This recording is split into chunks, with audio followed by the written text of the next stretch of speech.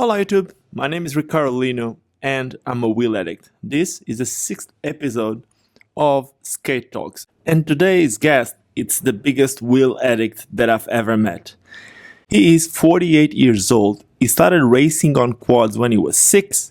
He started selling skate products from the back of his car, and in 1994 he started his own brand. The brand is still running and it's called Powerslide. Today, my guest is Matthias Knoll. So, let's make the phone call.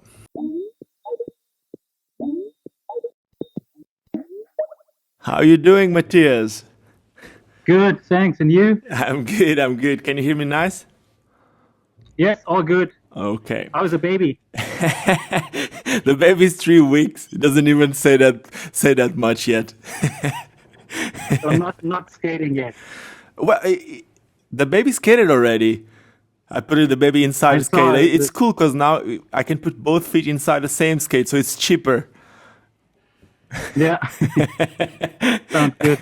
Okay, so I already made an intro about Matthias Knoll, who is right now 48 years old. He started racing when he was 6 and started selling products from the back of his car when, like, in 1989, right? And then Yeah, pretty much. Powerslide started in 94. But you started racing at 6. But when did you really started skating? Do you remember that?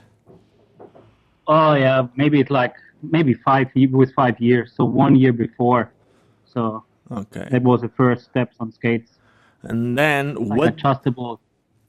But you were really big into speed skating, and you still are. But what did you achieve with speed skating? For the people who's listening to us that don't know anything about you, what did you achieve with speed skating?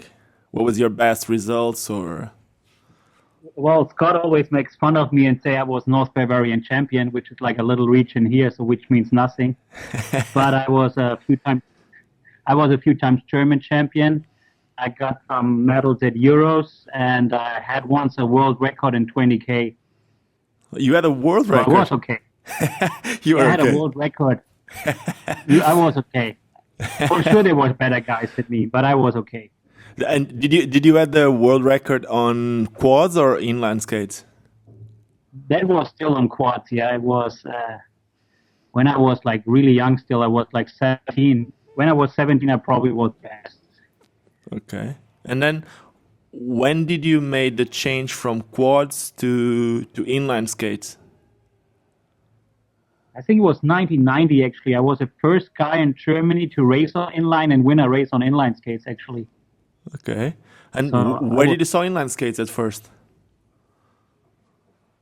Well, I was doing also some ice skating in the winter and ice speed skating. So for me, inline was not something really bad. But a lot of like the roller skaters, the traditional quad skaters, saw inline as something bad and killing the sport. So, but I was pretty open-minded and I tried it pretty early and I liked it. So I decided to race on it pretty early, and then, I won some races, and then from that everybody changed to inlines. Yeah, I remember starting inline skating, like, if I'm not wrong, in 1993 with some Bond boots and Mojama frames and Hyper. I don't even remember the name of the Hyper wheels. But you were the one selling the products, right? Were you the first one in Europe selling inline skates? No, I actually not. There was like I got skates I got from Bond from Australia, and like you said, the Holland brands like Mogema was quite early, and Rups and Sunstra. They all had like before the inline boom came, they had already equipment for the ice speed skaters in summer. So Holland was quite advanced at this time. Okay. And what did made you start selling products from the back of your car? Was it because there were no products in Germany, because you saw an opportunity there? What was it? What did made you start? Well, it was when I was 17, my father died. So my mother said, well, I cannot finance you anymore. Every weekend you go into a race and go to a trip. It costs too much money. So you need to earn your own money. So I tried some jobs, carrying out flowers and working in a concrete factory, but it really didn't work with studies and with racing. So I decided to have something which I can do during basically racing and studying. So the best match was to sell out of the car at the events actually, and it worked pretty well. After how much time? How long did it took? How long did it took you to start actually making money out of it? To start to even think about starting your own brand, because you started your own brand 4 years, 5 years later. But what did made you start that Well, brand? it all was yeah. This all started basically when I was studying still, so which was good. So I had my own timing on the studies and training, on the weekend all the races. So the good thing was, I was lucky at this time also the east part of the Germany opened up. So all the people from the east actually needed new products and they all came to me because I was one of the only sources really having all the materials available from wheels from USA, a lot of stuff from Holland, a lot of stuff from Australia. And so all came to me for new stuff. And this really helped to, for me to grow actually pretty fast. And then after some years, like you said, then everybody changed in like 91, 92, everybody changed from quads to inline skates. So actually I was 2 times quite lucky, with the east part of Germany coming together with the west part and being united, and then the move to inline skates. So I got quite lucky and I could actually make quite some money after half a year. I remember I got a little bit money from my mother, 5,000 Deutschmark at this time, but like half a year later, I could pay her back already. So it was not too bad. So it took you half a year to pay back to your mom. That's amazing. Yeah, that was not bad. But I was hustling quite bad because every weekend I went out to the races and, was for sure the first to set up a booth and the last to leave. And so, yeah, but it was nice. It was fun. Yeah, for people listening to this that don't know, so I was a speed skater before, and I experienced some of these things happening with other people in other countries. Like in Portugal, whenever we had a race, there would always be someone on the back of his car selling wheels and all that. And usually for speed skaters, the wheels is one of the most important parts of the skates, because if your wheels are old, you don't have the grip that you need, or it's a really important part of the skate. So in the end, what you did was what a lot more people in other places in the world were doing, but you did it differently because you were representing a lot of brands, right? You were distributing a lot. I was actually one of the first brand I did was Hyper, like from the USA, the wheel brand, and at this time they had the best race wheels. So, but in quads they didn't really work well because they only had really indoor wheels.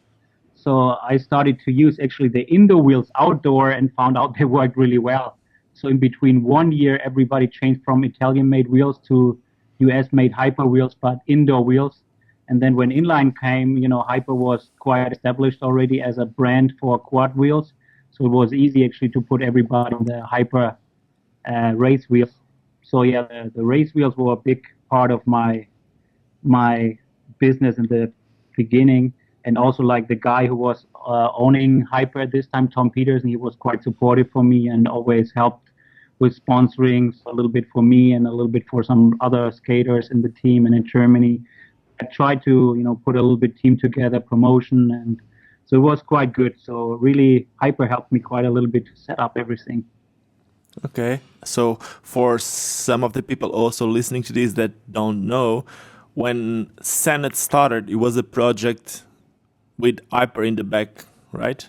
Hyper was supporting Senate. So when Senate first came out, you were you the only distributor for Senate in Europe? And not all over Europe at this time, because at this Europe was still like, divided with more like borders and everything. And so we were distributing it in Germany and Austria and in Switzerland. But yes, Senate was part of Hyper and 976, and a lot of the brands which you saw were independent, actually owned by Hyper. So Hyper really controlled like almost all the wheel market. Even in racing, they had Ultimate and they had Pleasure Tools and a lot of brands, like, or in hockey they had Cusack Extra.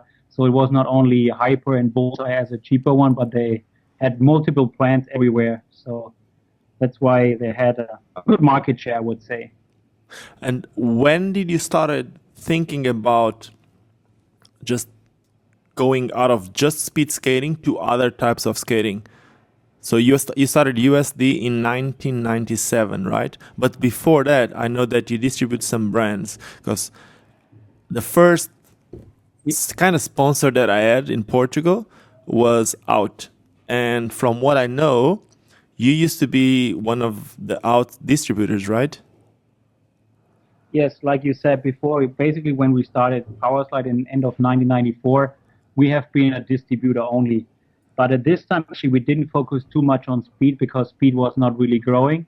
But aggressive at this time was already growing. So we took up Senet and all the aggressive brands. I don't know.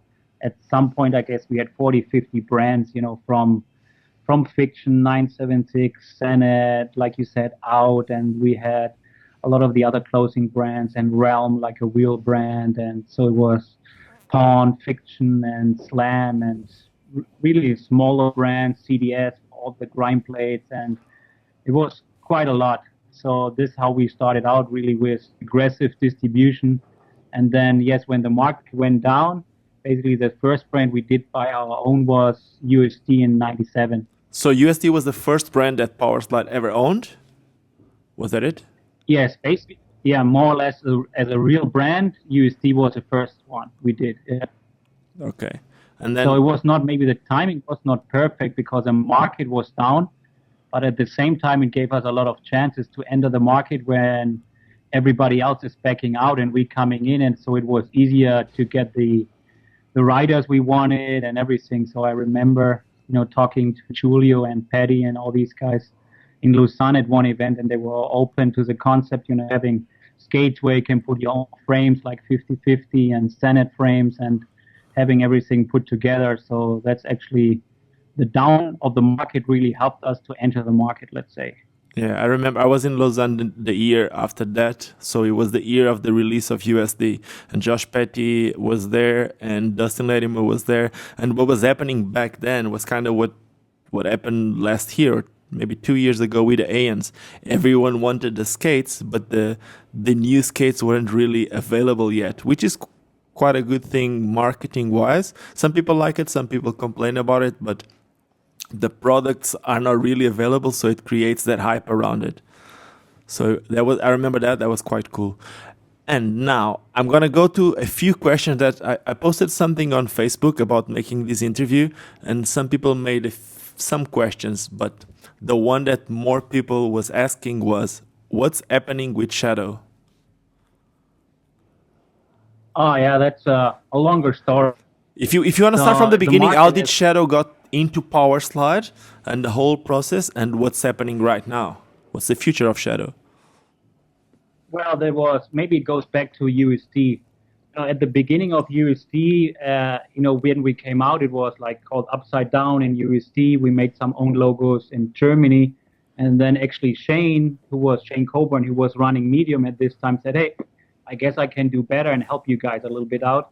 And then actually he got Arlo on board, and they both made like graphics for us and designs and helped design the skates and everything. So Arlo and Shane had a good part of it. And then when time moved on, Shane and Dustin had the opportunity to work with SALOMON on the Xsjado project. So they both went away to Xsjado. And when SALOMON basically closed down the inline section, then and Xsjado was for sale, and Shane contacted me again and said, hey, would you be willing and open to buy it? And I still run it with Dustin and all the team. So we said, oh, why not? And actually SALOMON wanted to be really out. So the deal we got for paying and buying the brand was not too expensive. So we did it, and that's how it basically got along. And then Shane was helping running it, but now the market is getting smaller and smaller and aggressive. So it's hard to have, two brands, basically USD and Xsjado, with full teams and promotion and have double the cost. So actually what will happen is that we will put the Xsjado models under USD. So there will be a Xsjado line under USD. So it will be two models, and it will be a little bit different concept. We are reworking some of the molds. So we are not dropping Xsjado. We're trying to actually make it new, improve it, and make some of the things which were not perfect, and come out with a new line under USD, which is hopefully really, really good, and we still can keep the Xsjado fans. And we have also talking back to Dustin Latimer about, being involved a little bit more again. And so we're trying to go back to the old, let's say, connections of Xsjado again too. No, that's good. I've seen the skates. I can't really talk that much about it. That's why I made a question. I'm not really gonna talk about it, but I like the idea. I think it might work better, and I'm pretty sure if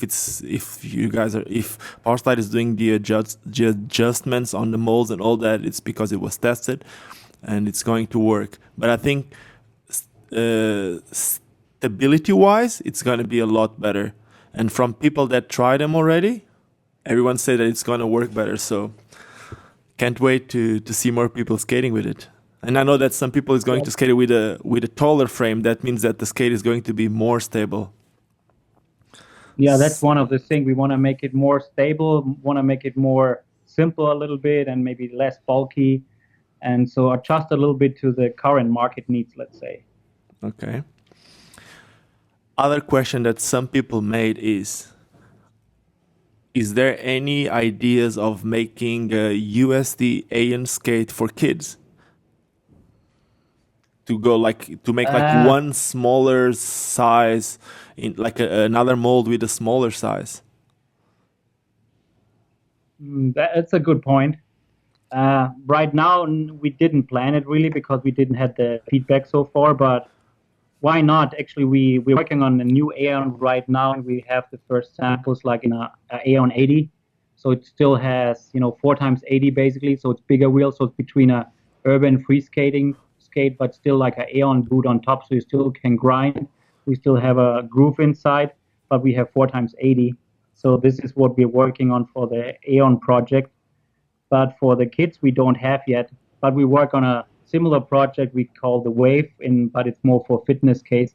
But it's also one piece for kids, really low and really stable. But it's a good option to have maybe a smaller kid skate. Do you think the Aeon could work with a smaller mold, keeping the same size of the wheels? Because somehow I think the wheels, if the boot goes too small, you would need to reduce the size of the wheels too. So I don't know. It's just maybe me thinking something which is not right. I don't know. Yeah, if it's small, I agree. If it's too long, then it will be not nice for the kids to skate. So it's probably going to be like a 58 or 57 or 55 then for the kids. And the problem with the Aeon as a project is quite expensive to make the molds, and it's quite tricky because it's so big. So it's not a super cheap project. So, but it's an option. So I write it down. I keep it in mind, the smaller one. Thank you. And for USD, I know that there's some new skates coming out, some older skates with new ideas. Is there anything that you can tell the people listening to this about, other than the Aeons? If you can't tell us, I understand. I totally understand it. But well, yeah, the problem is because it's still so much work to do for a lot of the projects, so it's really early. So even the Aeon 80 is kind of, it's one size mold ready, so it will be not out before next spring basically. But they're let's say, from the cooperation with SALOMON, there was a long lost mold from SALOMON, and we kind of were lucky to get hand of a free skating mold from SALOMON, and we want to bring this back as an urban skate too. Ooh. So that's a little bit that's good. I knew about that one. I couldn't really go direct to that one, but I knew that. I think a lot of people will be excited about it. Do you think that molds? So basically, what happens is that USD will have, according to what you're saying, USD will have a SALOMON mold, and will make one of their skates as a USD skate. Is that it? More or less, yeah. So it's we got most of the molds, not all the sizes, so that's why I said we need to redo some molds in some sizes, and so that's why it's also a project for next year, more or less. But yeah, it's pretty exciting to get some old stuff we wanted to have before, but we weren't able to get. And sometimes by luck you find it somewhere, basically. I know there's more SALOMON technology coming into other skates, like the Recall liners. Can you explain a little bit more about the Recall liners? You told me in an email like 2-3 days ago, and Yeah, some the people. Recall liner. Yep. Yep. Yeah, the Recall. I go ahead. The Recall liner from MyFit is basically, it's similar like SALOMON had before. They had like a memory foam all over, so it really adjusts to your foot basically from the heat. So you don't need really to heat mold the liner, but from your body heat, it really adjusts and then fills up all the gaps.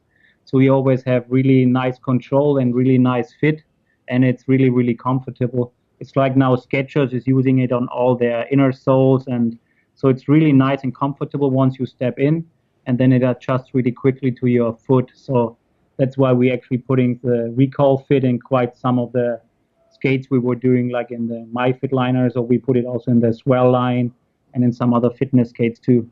Okay, so basically it's not heat moldable. When you have a Recall foam in it, it's not heat moldable. Is that it? No, it's still heat moldable on top of it, so you still can heat mold it, but basically inside padding is all memory foam and will adjust from itself. Okay, basically. so it's something like the major. If you need to make like a major change on a liner, then you heat mold it. But any minor changes that you need, any minor adjustments, it can be done just by the body heat. Is that it? Yes, correct. Okay, perfect. Now, let me just see. Okay, so we have another question here, which is I think I know the reply for this one, but I can't really answer about this one. So, Kamil from Poland has been asking now that Adapt is making that Quattro mount, which is kind of like the Trinity but with 4 points. It's a 4-point mounting system. Is Powerslide open to have the Trinity mount for other brands to use? Because it's quite a cool thing. I was watching a little ad yesterday where you just put the Tau boot and then you have all the different options, and it goes from 4x80, 3x90, 3x110, a racing frame, a hockey frame. So basically, if you have a Tau skate, you can have everything. Would Powerslide be open to have more brands selling skates with the Trinity mounting system? Yeah, that's one of our main objectives, that we don't want to keep it for us. We think it's a great system and it really works.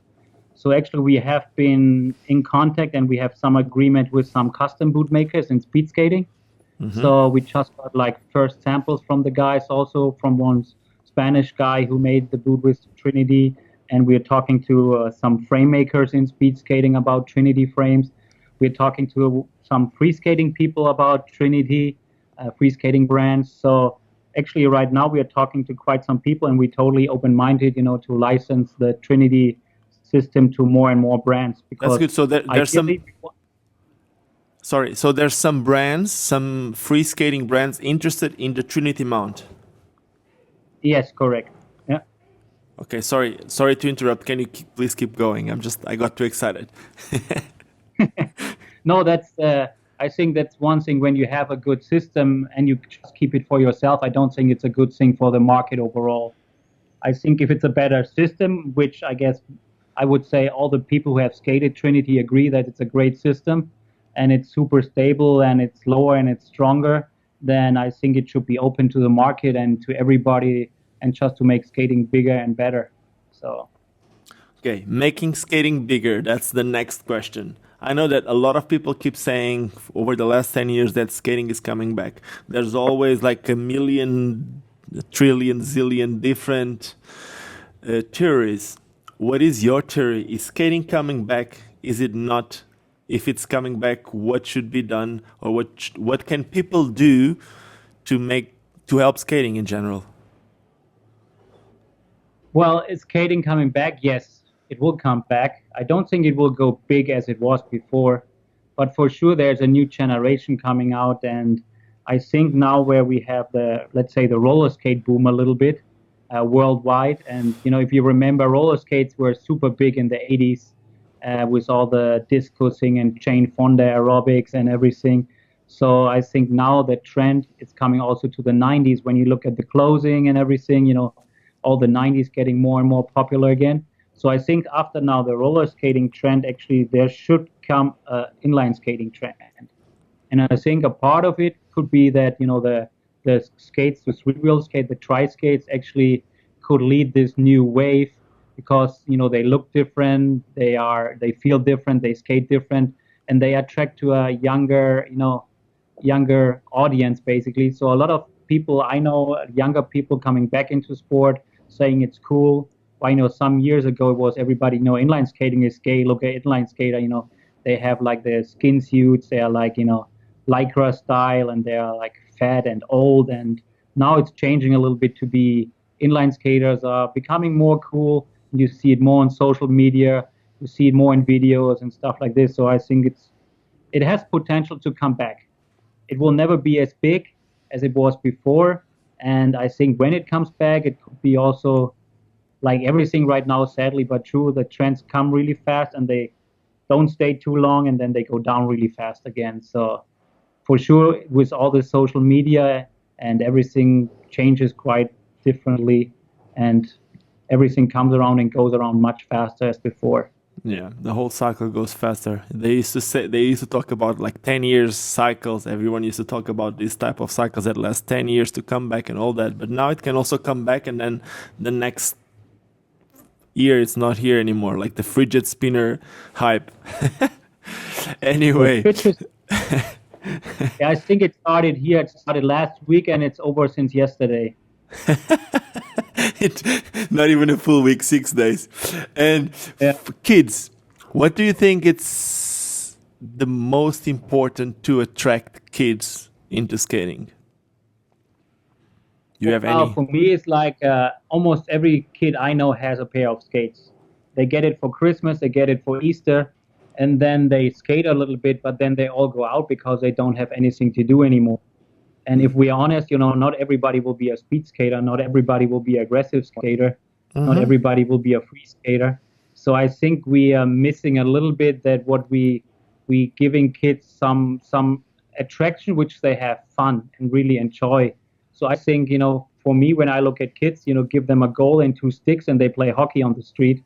So I think there should be more like stuff like this, having fun, playing hockey, doing some kind of border crossing where they, go over obstacles, jump a little bit, not too extreme, but just, give them a little bit more things they can do with little investment, but really having fun with skates. Yeah, I think that makes sense. But maybe it's just me. In my opinion, one of the biggest downs happening right now is like you said, internet is so big. The places where people search nowadays for everything is Google. But then we have, how many names do we have for what we do? Some people call it inline skating, some people call it skating, some people call it rollerblading, some others just don't think it's cool to call any of these, then they call it freestyle blading. So there's like a million different names for the same. And then in the end, what we're doing is in making whatever we do less and less powerful. Because if someone goes and search for what we do, there will be a million different names for the same thing basically, which is just skating. And then it's also something like it's not a universal name. So you go to Germany and you have a name for skates. You go to Spain, it's patines. In Portugal, it's patins. In Polish, it's rolki. So I think it's rolki, I don't know. There's like always these, everywhere in the world there's a different name for these. And I don't know if you have the same opinion as I have, which is we should all call it the same. I totally agree. You call it inline skating, right? We call it inline skating, yeah. Because I guess, I like blading, but we got a letter from Rollerblade not calling it blading. So it's all good, I guess, because they don't want to get interfered with a trademark, which I think it's fair to them too. But it's very hard to get everybody on the same page. I tried also to do it, and we set up like an industry meeting like 1.5 years ago at ISPO.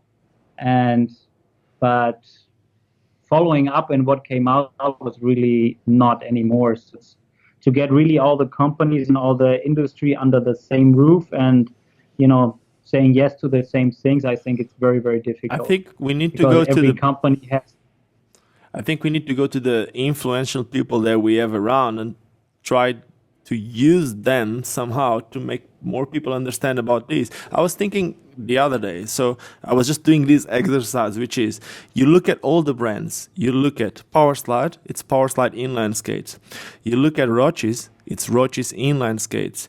You look at Seba, it's Seba Inline Skates. About 3 weeks ago, I made an interview like this with Tom Heiser, which is one of the marketing directors for Rollerblade, and I asked him specifically what does he want us, or what should we call to what we do, and he said, as a marketing director of Rollerblade, I would prefer people to call it inline skating. So basically, all the brands are, or most of the brands are called it inline skating. Then the next step would be shops, but then some shops call it inline skating and some shops call it rollerblading.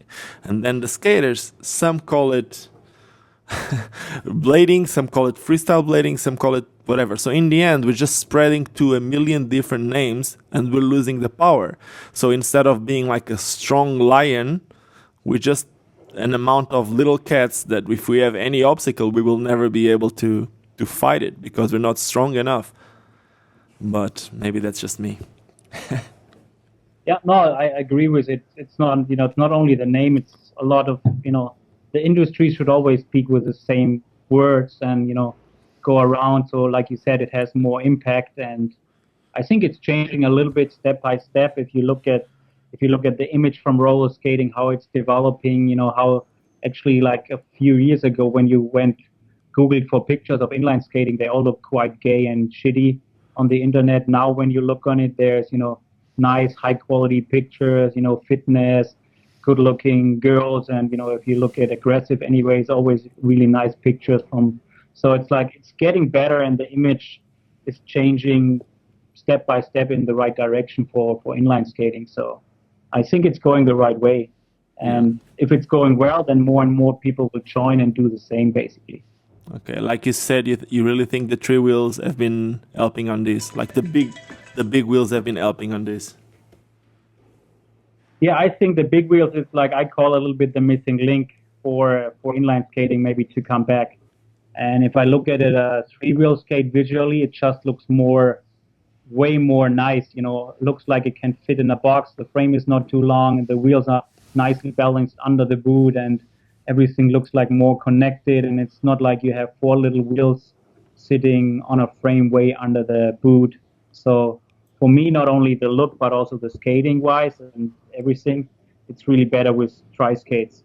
So when we started the tri-skates, we got so many emails from a lot of people saying, hey guys, this was great, you did it. I put really a smile back on my face. I wasn't really happy with skating anymore, it was no fun. But now with the 3 wheels, it's easy again, it's more fun, I'm fast, I'm enjoying it way more than before. So that is really, pushed us in the directions that we should go more and more into tri-skates. That's cool for to every know. skate. That's cool. I actually think the same way, and I think I told you before, but I do know that internally, even with Powerslide, some people didn't really agree at first with the 3 wheels. You had to fight against a few people to market like something or to come out with something. What really happened there?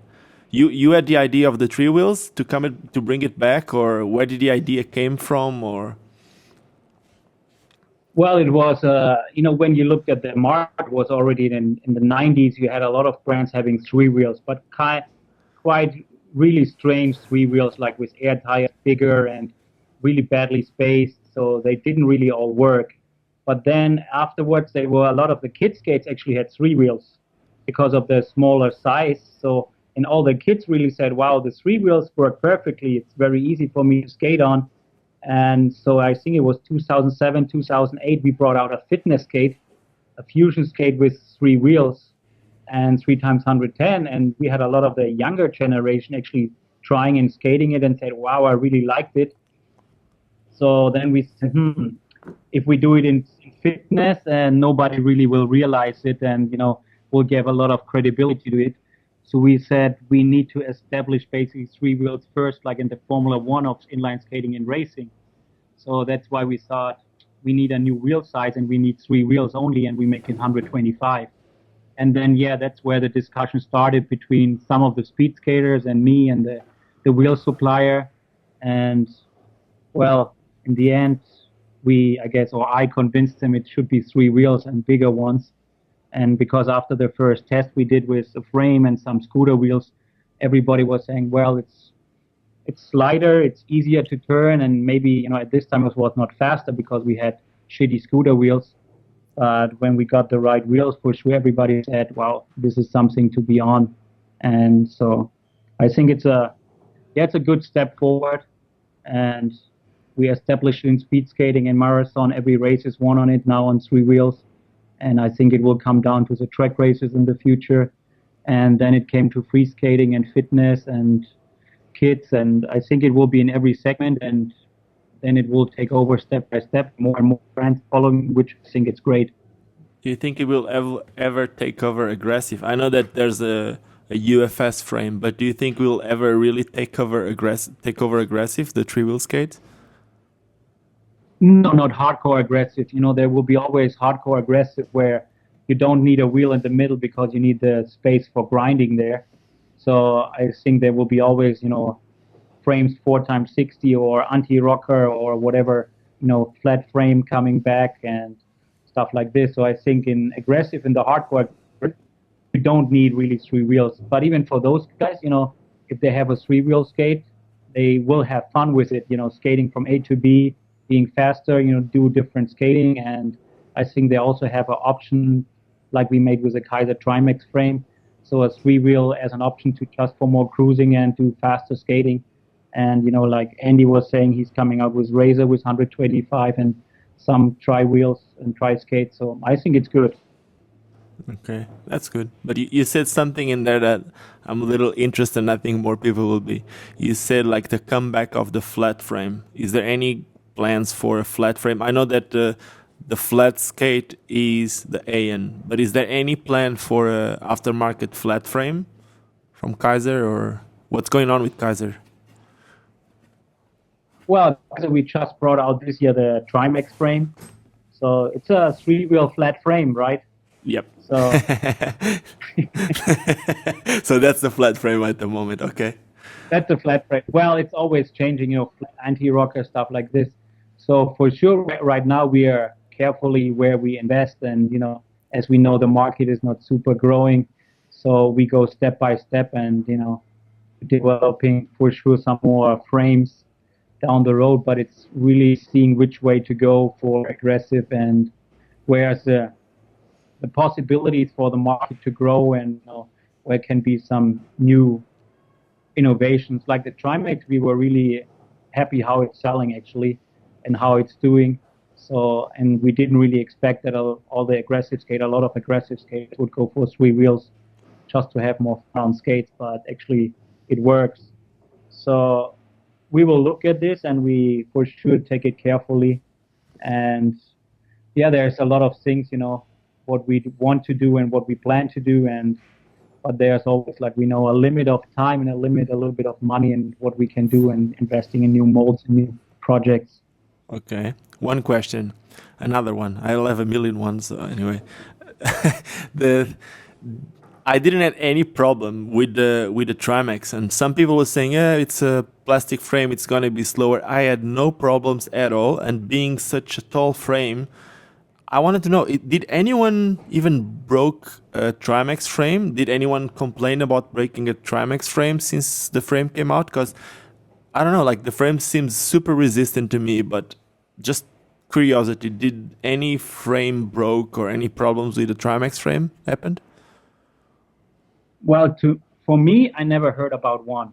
So I need to ask Chris Bauer and Chris probably, who are more in contact with all the skaters. But normally I get all the braking parts for USD and Kizer because I'm handling the products.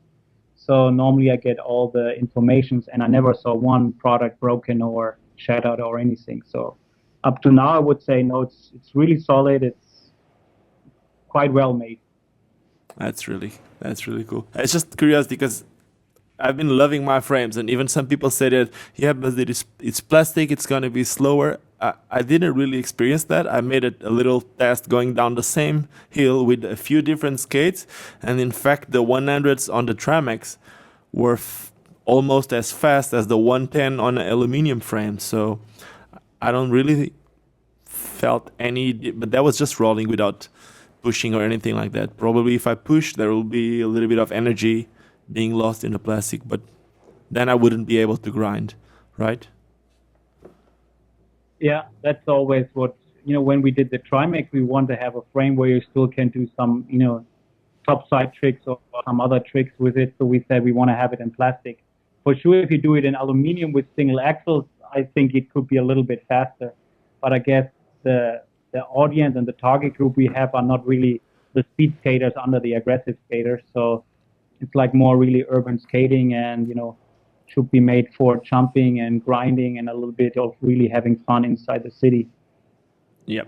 And now mixing everything that we've been talking, which is like kind of like not really a flat frame, but not really also a plastic frame, aluminum, but use that as a UFS. What do you think about the Wizard frame? Have you seen the Wizard frame in your hands, or do you have any opinions? I saw it. Well, I saw it. I had it in my hand. I never skated it. It's hard to give an opinion if you never skated it. I always be cautious, to give really input or advice on something I really haven't tested. So I know a lot of people like it. It's solid. It's strong, and so I think the more products there on the market, the better it is for the sports, especially if the products are well marketed and are well made. So I think this could be something, and it's another option for skating. Not everybody will love, 3 wheels. Maybe not everybody will love, 4 wheels with big wheels. So I guess the more options on the market, the more people maybe we can attract inside the market. So for me, it's all good. Okay. And will it be anything like that as a Trinity frame or as a UFS frame from Powerslide? Is there any plan to have like a big 4-wheel frame for any of these? I don't know, like a 165 mount or a UFS, or is there anything planned? Not really. Not really, because we really see for now for Trinity we see a big future, and we have been working on a hard boot for Trinity, like an urban hard boot. So on this one, definitely we are planning to do different frames, and so we are planning. I think with Trinity it opens up a lot of possibilities doing different kind of projects and technology inside a frame. So want to go more and more this direction. It's not saying that we're going away from UFS totally, or that we only go unibody like we have with the Aeon, so more interchangeable parts. But definitely, like you said, with the Trinity system and offering all the different frames from free skating, for speed skating, for off-road, for SUV, and whatever will come in the future, I think it's really good options. So you can have with one skate, you can skate everything you want. Okay, so you said a Trinity hard boot. I knew about it. I wasn't making any question about it because I didn't know if you could talk about it. Can you elaborate a little bit about it, or you can't yet? I don't know. Well, it's another project only being ready for next year, but the first size is ready of the mold. So it's like a hard boot Trinity mounting. Pretty cool, not too much design, pretty simple looking, but it's all focused on performance. We'll have nice liners like the Recall liner again, and we'll have come with different setups. So I think it's something we really want to push also more and more. So we're trying to get our Trinity system into more projects, into more skates, and step by step we're trying to exchange all our skates to Trinity. Okay. The same actually, which is probably new, we're changing the Doop skates also to Trinity, so they are more stable, have more support. We have some more pieces in the cup with aluminum parts like we do also for Xsjado, so they will be stronger. So we're trying to rework everything to be more better, stronger, more durable, and more high-performance skates. Okay. Do you think the Trinity could ever get into aggressive skating? Could you ever somehow make a Trinity aggressive skate? I have no idea. Well, maybe it's the other way around, I guess, more or less how can you make, maybe there's a Trinity kizer plastic frame and there's some extra sole plates for a hard boot. Okay. This is the option, I would say, yes, that's a good option for the future. So there's definitely, I think, I almost see like, the aggressive market is merging more and more with the urban market, and a lot of the skaters from the past saying, well, my bones are getting old. I cannot do only aggressive skating all the rails. So I have really fun doing more urban. I know exactly what that is. I was skating last night. I feel it today. Yeah, like I guess it's like guys like your age and I getting really a lot of emails saying, hey, can I have those big wheels, those cruisers and stuff like this? So I think it's really, it's like I said, there will be always a hardcore aggressive market which always will grind the rails. And I think this will come back also once fitness and everything picks up again in a general market. But then there's also like the older guys who enjoy and love skating and just want to have fun on wheels, basically. Yeah, I totally agree with that. And the older I grow, the more I think you're right. Anyway, so there's like two questions here that I'm going to make. The first one is, where do you see Powerslide in 10 years? Holy moly, that's a good question. No, come on. I'm sure that you have something like. I know that. No, So for for someone sure. who's listening to this, who doesn't know you, and that's a lot of people who never even met you, but when I started this interview, I said that I always, on this YouTube channel, I always consider myself a wheel addict. But compared to you, I'm nothing. Because it's just, when I start speaking about any type of skating, anything that has to do with wheels, not just skating, even scooters, skateboards, even those little bikes, you know details about everything. Yes, it's your business, but not everyone needs to know that. A lot of people could just get someone to do that job, but you do know about it. And I still, for me, it's just like you still like an hero because you do it the way that I'm saying. But other than that, it's your business, and I know that just like every other business has ups and downs. But even through the downs, you made it and you've been making it. So I really believe that if skating ever comes up, all this will pay back. So that's why I'm making this question. I'm pretty sure it's skating is growing again. I really believe so. So that's why I'm asking, what do you Well, see the it's future in the future? I don't have really a master plan saying in 10 years I want to have a $50 million company and I want to be number one in the world. For sure, coming from racing, you like to win. So we are all inside somewhere where you like to win. When you lose, you come back and you train harder. So it's a little bit what I learned in racing. So when you're not good, you have to work harder basically now. So, but overall, I just can say for me, it's probably not the same. Like we don't have a corporation would say we need to make more money this year. We need to, increase our revenue. We need to have a better return on investment. For me, it's just like I go in every day to work and I enjoy it because it's my hobby. And like you said, I can go out and test some hockey skates. I can, speed skate. I can do whatever I want. So really, this is my hobby, and I never had a different job. I never applied for a job. So really, I never could do another job because only thing I can do is really I can go skating. But So and that's that's basically. what you studied. A lot, not you didn't study business, but just like I did, you studied sports science, right? Yeah, sports and economics. So it was sports and then was, like economics where you do all the marketing shit and all the numbers a little bit and a little bit of law. So, but yeah, that's what I studied. And for sure it helped, when you run a company. But in the end, I think what really matters and makes a company different is like what you want really to do. And it's like the passion and emotion you put in. And like you say, it's not like a job like from 10 to 2, like, some other people would probably say a boss needs to do. But for me, every day I come in and I enjoy doing it. I'm working here, and my wife always complains that basically the first love is my company and not her.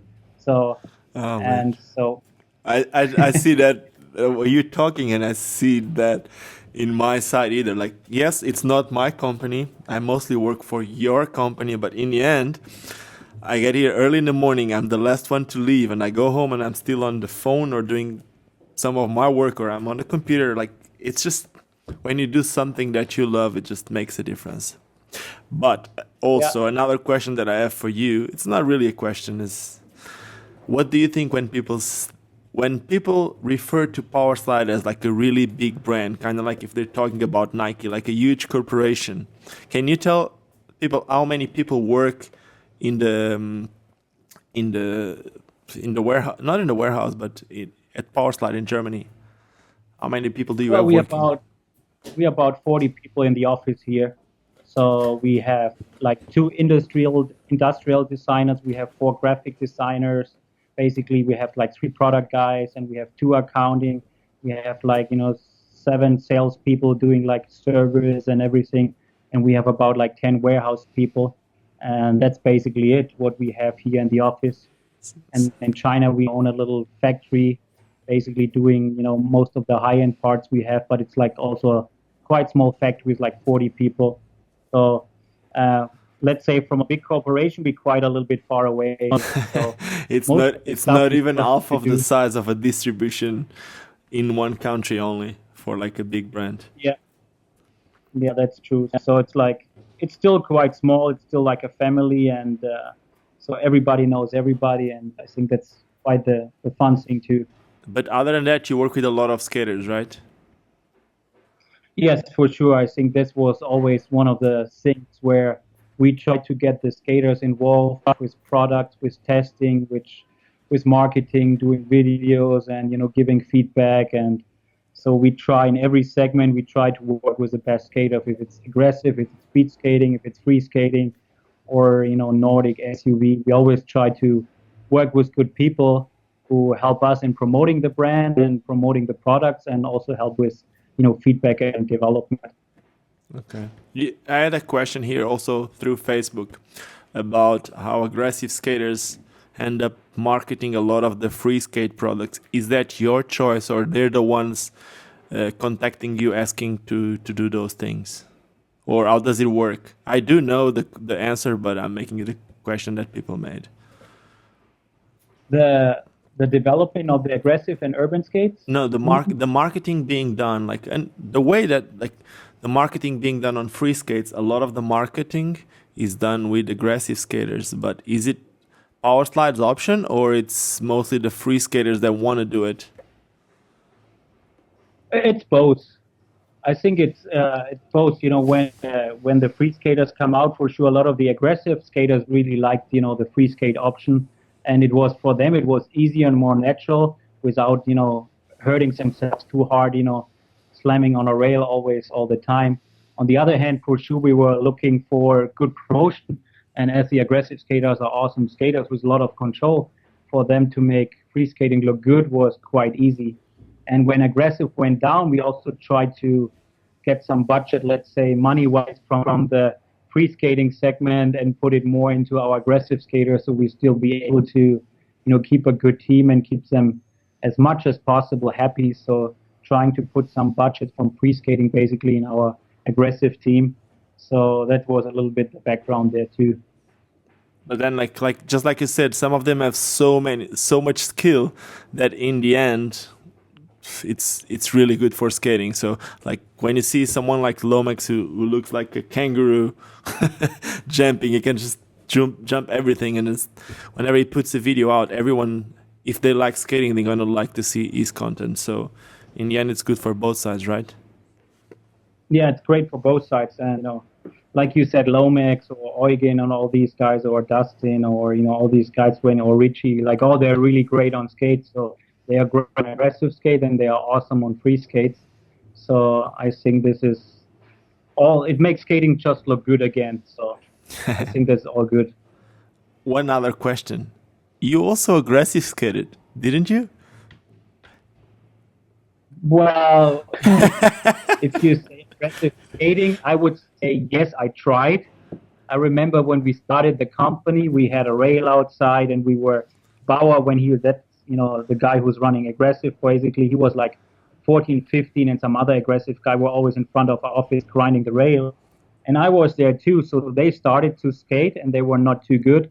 So I can do front sides, I can do some grinds. And I remember I was gone for 2 weeks for travel, and when I came back, they basically killed me.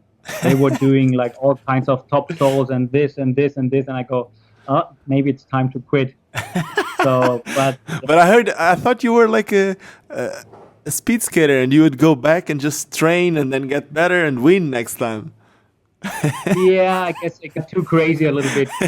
I'm getting older, and they were young and crazy. And when they come up with, misty flips over a jump ramp and stuff like this, that's where the time you said, maybe Let me if get I'm my aggressive camera. for a speed skater, not perfect. Let me get my camera and use it for marketing. So one question, Matthias. Some people was asking, if someone, that one person that made this question, you know it, Matthias Auger, is German and he lives in Australia now. He made this question, which is, if someone makes you a good offer, would you sell Powerslide? Hard question, but that's, I guess, when you look at the money. If it's a really good offer, maybe, but maybe not. It's really hard. I never really thought about it because I'm not out there to sell the company. Like I said, it's my passion, and it's without it, what should I do? Basically, Maybe you would use the money for another I company. Yeah, basically, maybe start another brand then. But normally, when you sell the company, you have a non-compete, or you have to work for the company, and then I think it's not easy. So when you have, when you work for a company, but you're not the owner anymore, but you're still thinking you are the owner, or you have been the owner. So mentally, I think it would be quite hard, because people who know me, they know if I want to do something, I want to do something, and I don't really change too much. So I think it would be hard. So I guess right now at my age, even I'm quite old, I would say, I'm still think I have some way to go and still can enjoy, working at the company like I do now. So, Yeah. and to be honest, I'm making enough money. I'm a pretty easygoing guy. I don't have really big car or anything. So as you know, I dress not fancy. So, I have everything I need basically. I just paid off my house. I have a family. We want to go on a holiday. We can afford it. So what else I need, right? Not too much. Yeah, I think you're right. And I think the whole inline skating industry, even if every now and then we have to listen to or we have to read people complaining about this or that product, I think in the end everyone is really, really thankful for what you've been doing for the skating industry over all these years. Well, we are trying. Nobody's perfect, I would say, and for sure we had our mistakes and our failures too. But I think that happens. Sometimes it's hard to control everything. I keep saying the same. I do believe that happens every now and then, because Powerslide is trying to make different products, and sometimes you're going to you try things that you don't really know if it's going to work. But the truth is, if you never try those things, you'll never know. So I do believe that the failure, like you said, happens because Powerslide has been trying. So, but that's my opinion. Maybe not everyone has the same opinion as I do. But it's also because you tried things that you started a carbon skate for aggressive. Are we still making a carbon aggressive skates, or is it ending? Yeah, we still do. Okay. Yeah, that's what. No, that we still do. We're making a new color version, a new version for next year for carbon. So it's still there. Even like you can see the sales at the higher end carbon, for sure it came down a little bit. So, but still, I think the market is liking the concept with a very light shoe-looking concept for a boot. Mm-hmm. For sure, there's potential to even improve this and make it better.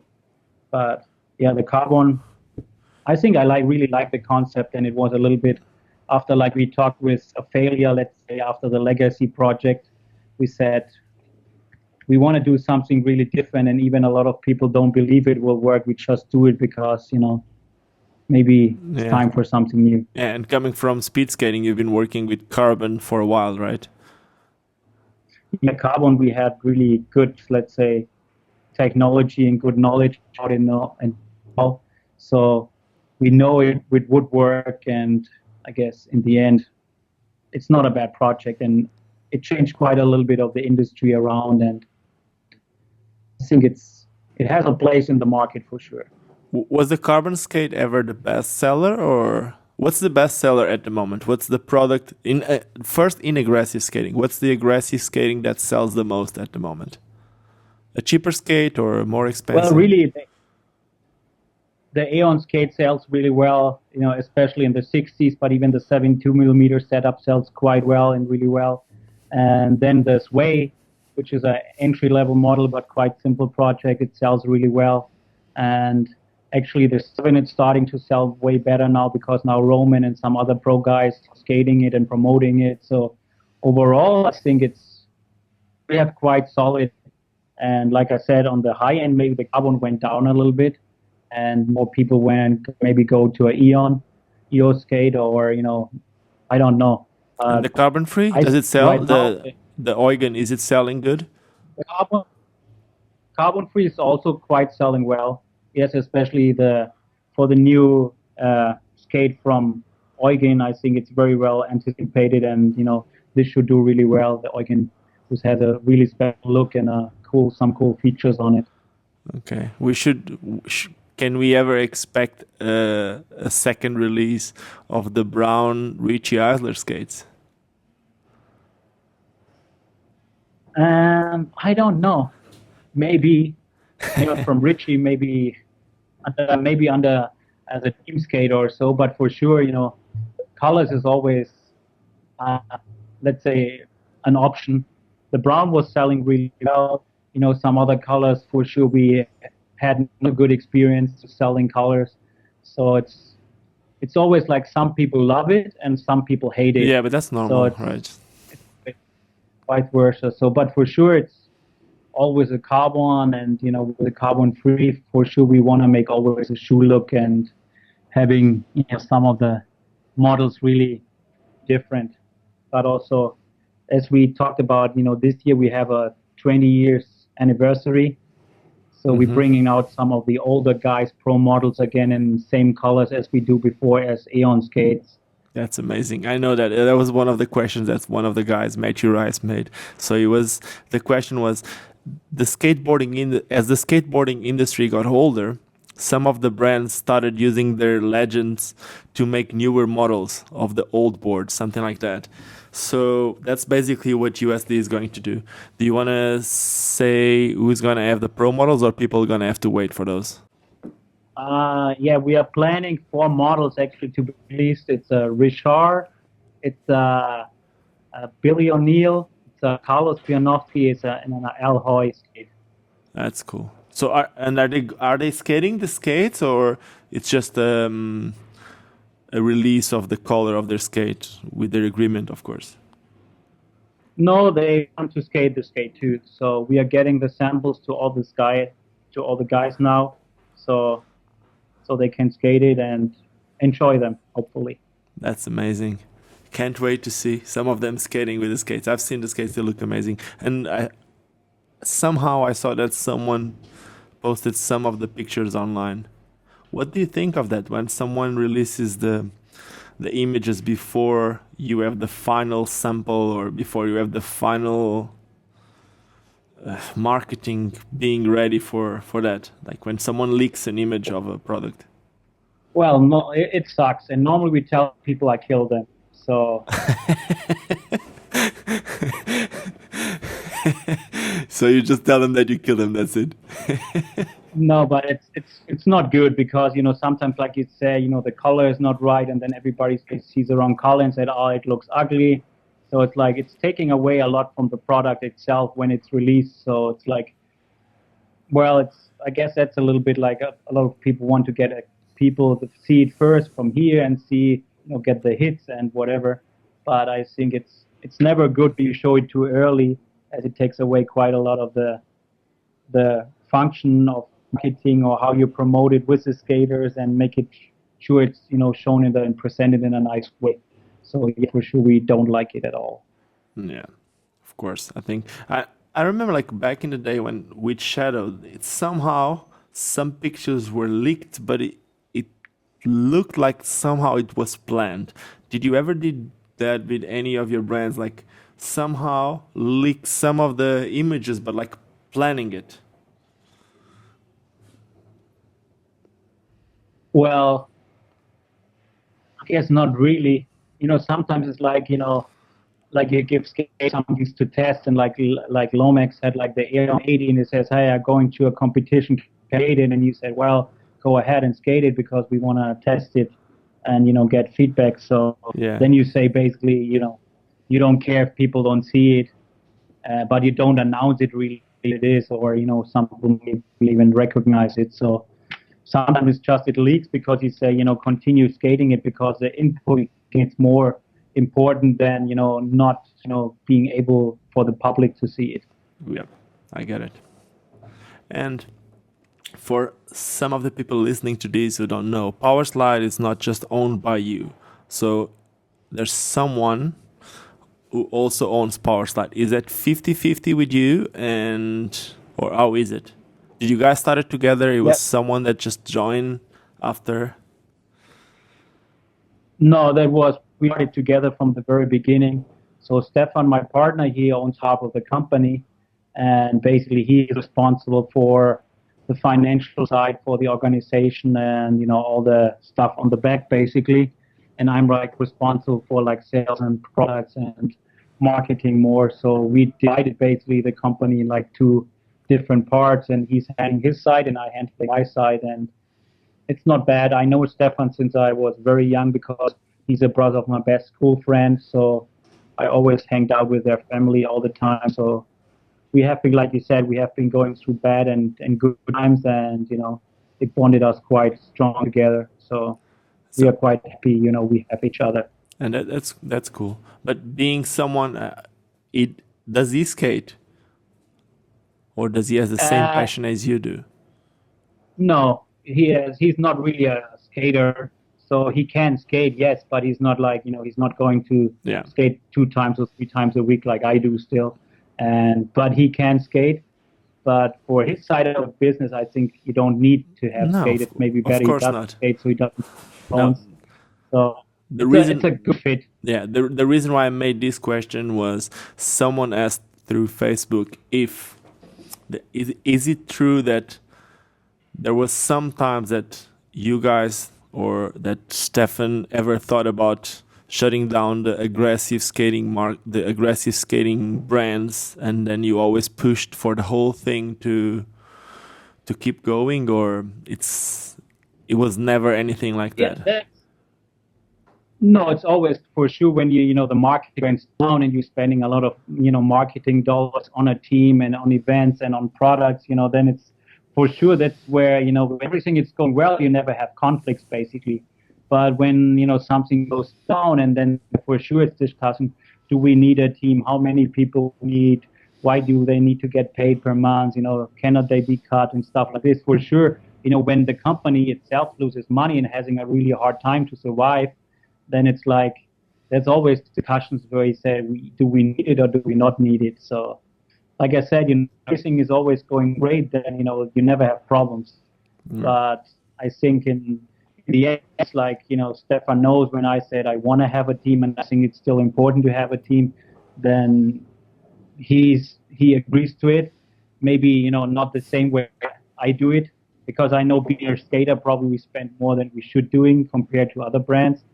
But I think, like you said, it's important you support the skaters, you support the core, and you show there's a little bit of industry still, hanging around and trying to support teams and skaters around the world. If it's aggressive or speed skating or free skating or whatever, I think it's important for a company to support the sport. Mm-hmm. Is there what's the brand that right now it's the biggest competition to Powerslide? I know that some of the brands that it's just not the same thing. Like when we talk about a rollerblade or a K2, it's actually a different market because their distributions are different and they can get to a lot of different places, not really just the core shops.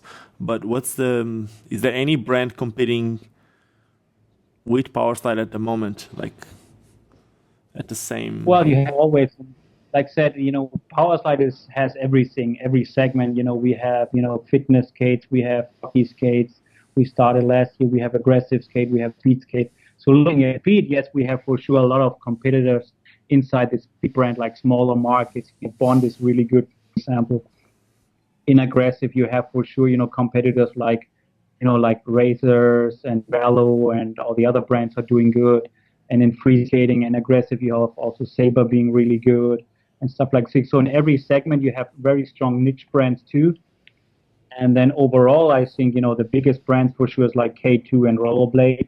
And I think especially Rollerblade is, trying to do a quite good job. They have also a product guy like Jan Buurder, who was a speed skater, and he has quite some passion for skating too. So I think, they're trying quite good also to promote the sport, coming back, having a team, and looking for the image of skating. So I think everybody's trying quite their best. Everybody, I think, stepped up the game a little bit and investing a little bit in skating again to make the products look better and the image better. So overall, I think it's positive looking for the market in general, that there's quite some competition and everybody pushing each other forward. And for sure, we try with our developing to be a little bit pain in the ass for the others, so everybody has to push hard too. So we go to development and skates looking better. How did the SWELL idea came? Well, it was, Kenneth from Barcelona. He's one of our designers, and he came to Germany and say, "Hey, Matthias, I have a crazy idea for new-looking fitness stuff." And he said, "Hey, I want to do something like, for skates like Nike Flyknit or go." And I go, "Well," I went to our sample room and I brought a speed skate like we did before with, like Flyknit style and everything. It's so something like that. And he goes, "Oh yeah, something like that." And I said, "I'm totally down. I want to go the same direction." So that was basically the start where we said we want to do something really different, cool looking skate, which is, looking different than any other skate with only 3 wheels, looks like a shoe, but great performing and, really like targeting the high-end fitness skater who really trains with a skate, wants to work out. So it's basically, it was fun. So basically what Kenneth and me at the same time were basically heading in the same direction. And then we said, let's combine it and make sure that, whatever we do, we control everything. So we wanted to, like we said, he should do like the design for the product, the marketing, and, help with the web design, help with everything to make sure from A to Z, everything looks the same and feels the same.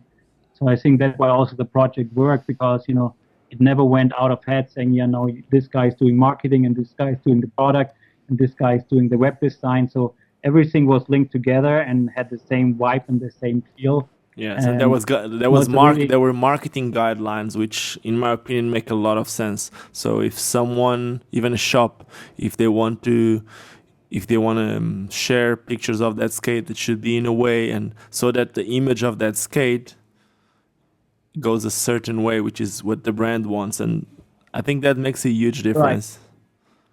Right. Yeah, and if you look especially it's a SWELL, if you look at the pictures and, if you look at the internet, how SWELL is presented, I think it's really presented in a nice, high-quality way where it will attract new people to skating. And a lot of emails get saying, really, I bought the SWELL, I first skated before, it's really cool skate and, stuff like this. So I think it's really attracting new people into skating, and that is what really we wanted also with a concept.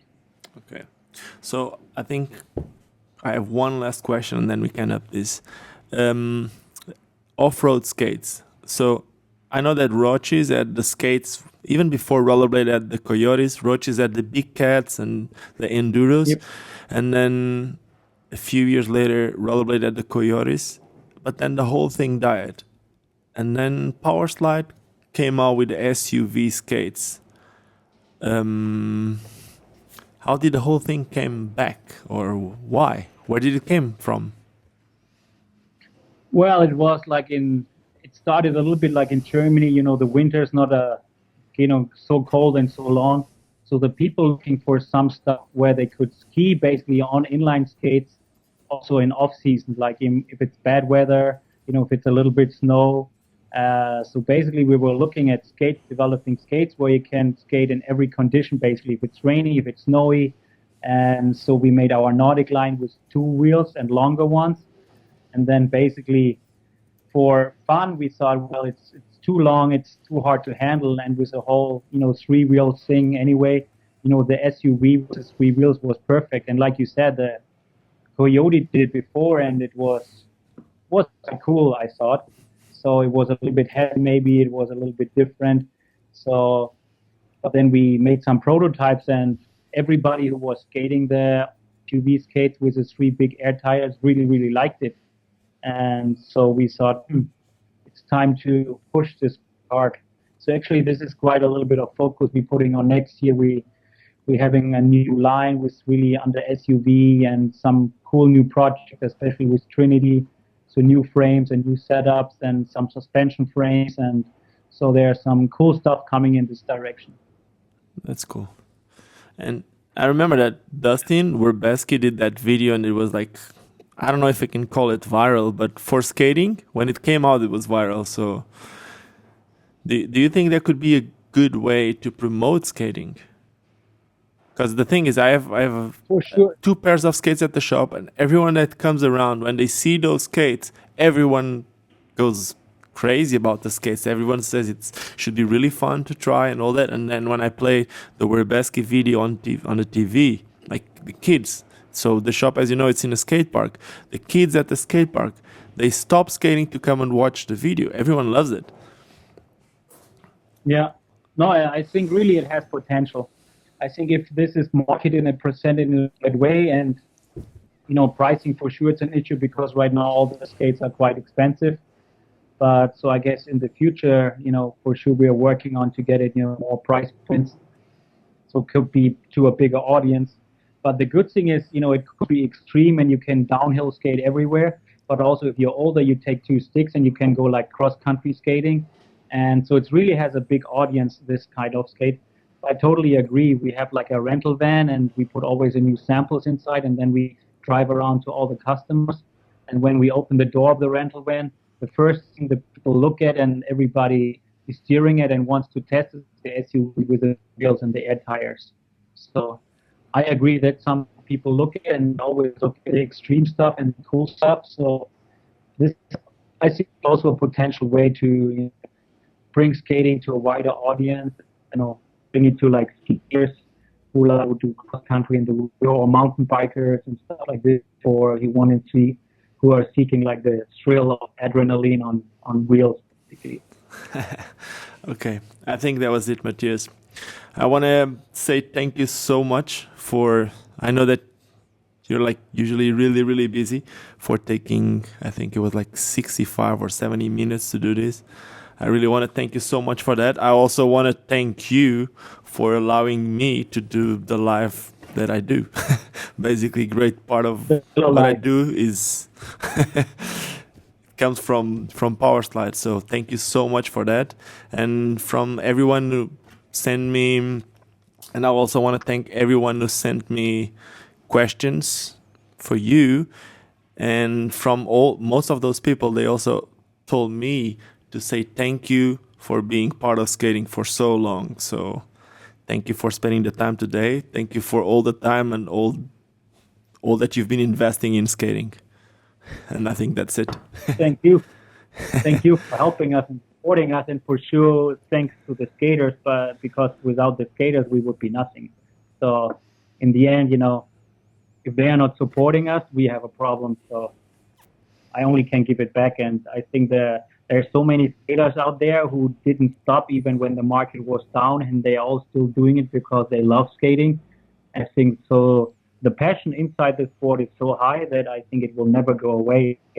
That's why I think I really like to enjoy working with all, you guys and the skaters, because there's so much energy and everybody wants to make it work and everybody wants to bring skating back. And that's why it will happen one day, because there's no way it will not happen. Thank you so much, Matthias. Thanks. Okay, I'll stay in touch. Bye. Take Thank care. you. Bye-bye. And that was it. Matthias Knoll, owning Powerslide since 1994, as it's just here right now. Quite inspiring. So I don't know. I hope you guys enjoyed this skate talk.